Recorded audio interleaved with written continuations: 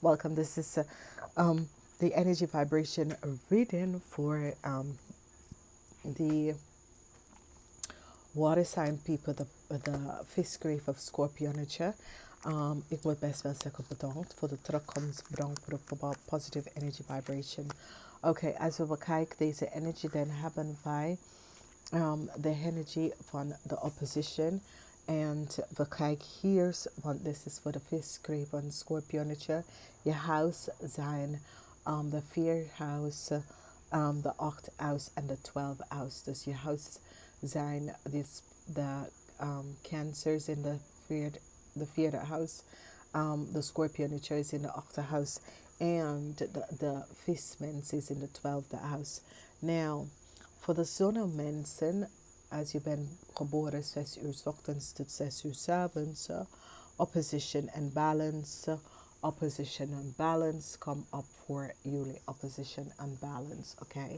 Nou, als jij align met deze energy is dat je zit bepaalde opposition, bepaalde obstakels echt in balance te brengen en dan probeer je vooruit in het leven op een goed, positieve manier. En dat is best wel goed. Dus voor jullie zonnige mensen, je probeert een positive alignment van energy waar je brengt uit en je kiest om even positive alignment van energy waar je brengt een oplossing naar een issue.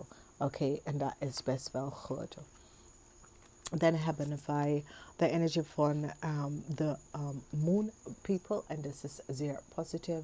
Vanwege dat de mensen dat is geboren na 6 uur tot 6 uur 's avonds.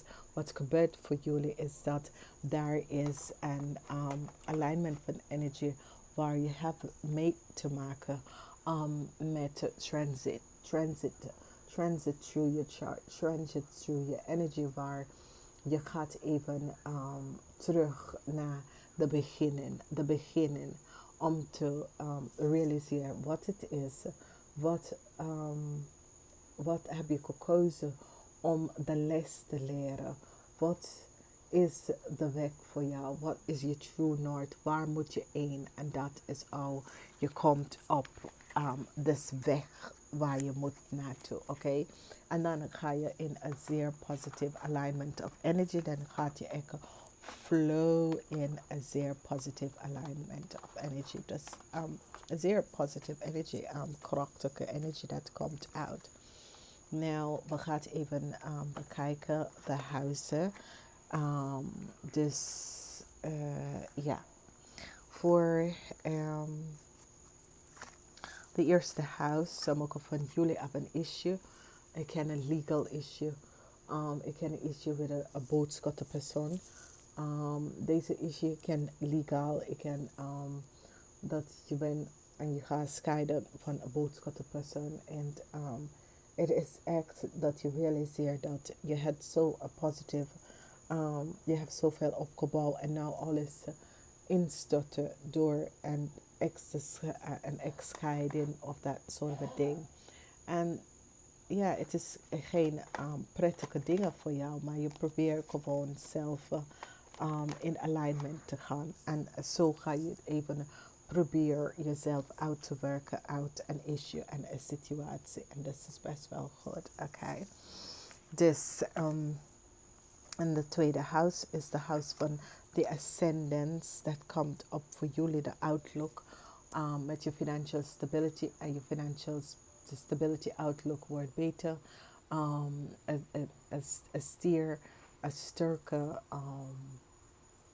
positie, financial positie komt op voor jullie in deze full moon vanaf augustus 15 tot en met september 14. Een zeer goed positieve alignment van energy komt op voor jullie met deze full moon energy en dat is best wel goed, oké. Echt heel goed energies dat komt op. Dan hebben wij de energie van de derde huis met de perception. En in de derde huis met perception, wat komt op in de derde huis met perception is wanneer we realiseren dat een issue dat hoe wij bekijken iemand of onszelf. En het heeft mee te maken met de weegschaal. Nou, dit huis is de huis van de tweeling. Dus de weegschaal en de tweeling. Kun jij best wel gaan laten zien hoe jij bepaalde situatie kan even oplossen in je leven, oké? Want het is de manier hoe je bekijkt dingen en hoe jij met de opposition omgaan. En that's it.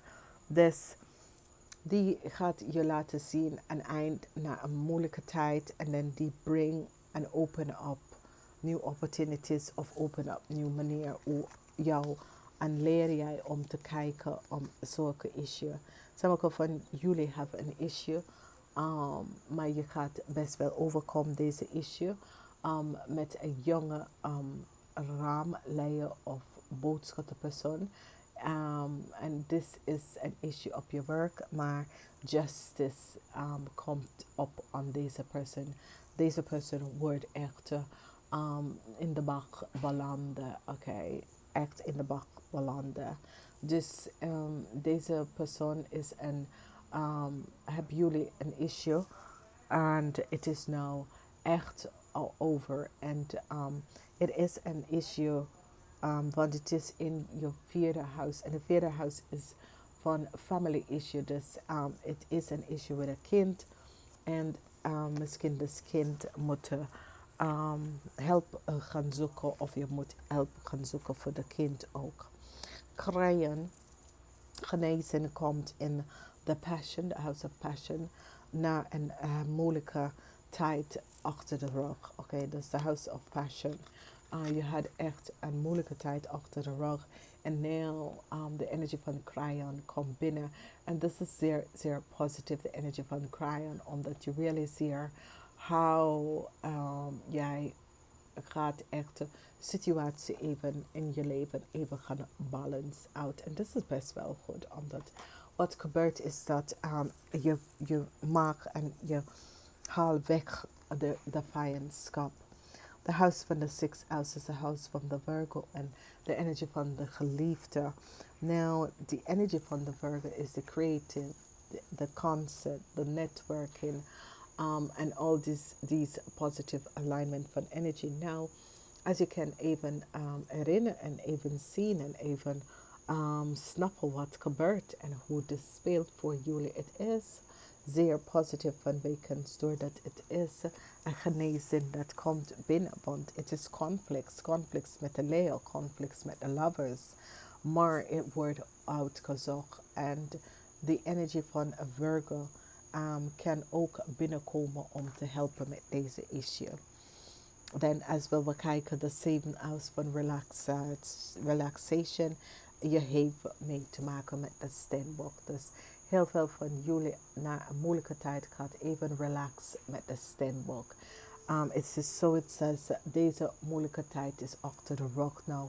En je gaat even samen met de steenbok even gaan relaxen. De energie van de Five of Pentacles, de moeilijkheid is nou over. En je komt echt goed uit met samen met de steenbok een nieuwe stad. Om te billen on the financial stability. De Schorpionetje, je 8 huis, je valt echt in je eigen huis, jullie Schorpionetje. En je hebt een issue, een legal issue, of je hebt een issue met een watermanweeskal of tweelingpersoon. Nou, als je valt in je eigen huis, jullie Scorpion, de keihard reality komt naar jou naartoe, oké?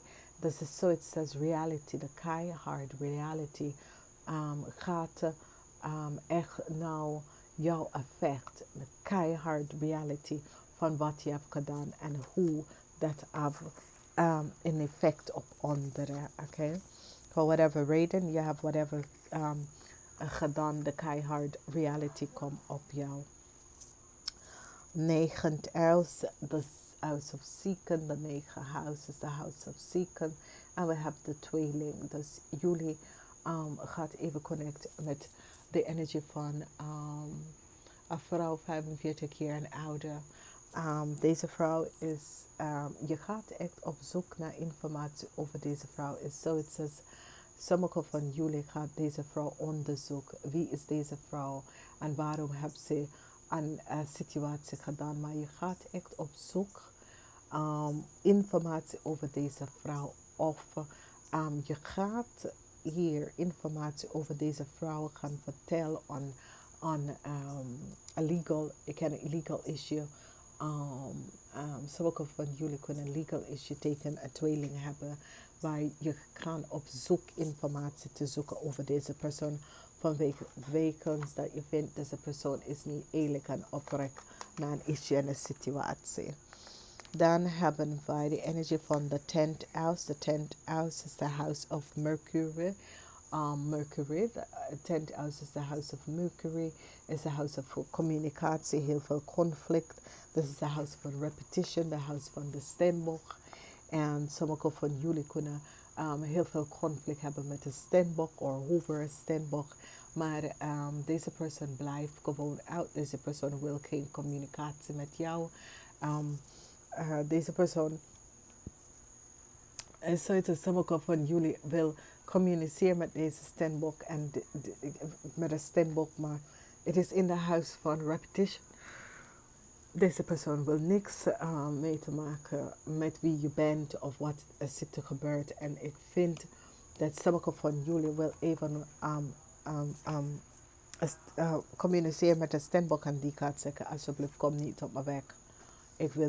Ik wil echt niet met je praten. Of weet je, alsjeblieft. Dus whatever the issue. The house, the 11th house is the house van de anarche double energy. The 11th house is the house van de waterman. En met de energie van de waterman is de energie van een Uranus is de planetary energy van de waterman. Dus whatever the issue is en whatever dat is aan het spelen tussen u en de waterman mensen, dit komt tot een eind van weekends dat dit wordt uit je leven gebracht. En jij of de waterman mensen draaien ze rug om jou, oké? Dus de waterman mensen gaat ze rug om jou draaien. Een eind van een relatie of een situatie dat is gespeeld. Ja. Oké, in de 12th house voor jullie vismensen. De 12th house is jullie house. Daar is een issue met liefde. En voor sommige van jullie, jullie brak een einde in een relatie met een waterman, met een raamleer of een boodschappen. Je laat deze persoon uit je leven. Je gaat surrender deze persoon uit je leven vanwege doordat je komt achter dat deze persoon is alleen voor financieel stabiel en niks meer. De persoon houdt niet van jou. De persoon is gewoon open voor financieel steun en niks minder, niks meer. En zo ga je besluiten deze persoon te surrender uit je leven eens en voor altijd. Dus ja, het is best wel positive alignment van energy. Van, je ziet hier dat het is zo een oplossing, een tijd waar je gaat even krachtige